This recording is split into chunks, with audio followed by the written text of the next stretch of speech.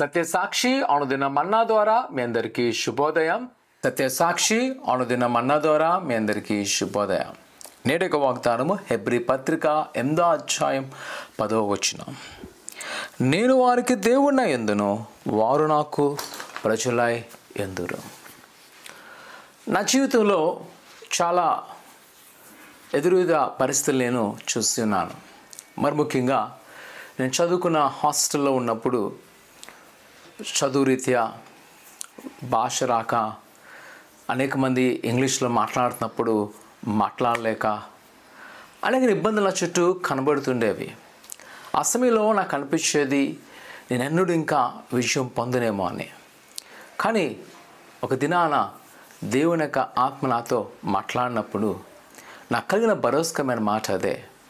నేను ఆయనకు ప్రజలై ఉందును, వారు నాకు ప్రజలై ఉందరు, నేను వారికి దేవుని ఉందును కాబట్టి వారికి కొదువ ఉండదు. నేను ఆ దినాన నేను భయపడలేదు. అక్కడి నుంచి ఈ రోజు వరకు ధైర్యంగా ఉన్న కారణం ఏంటంటే నేను ఆయన కుమారుడుగా ఉన్నాను. ఆయన నాకు దేవుడుగా ఉన్నాడు. ఆయనకు తెలుసు నాకేం కావాలో. నేను చూస్తున్నాను.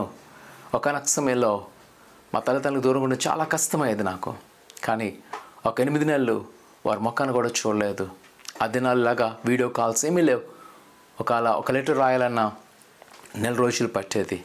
అలాంటి సమయంలో 8 నెలలు నాకున్న ఒకే సహాయము దేవుడు. ఆయన నాకు దేవుడిగా ఉండి నేను ఆయన కుమారుడుగా ఉండడం వలన నా యొక్క విజయము నేను చూడగలిగినాను.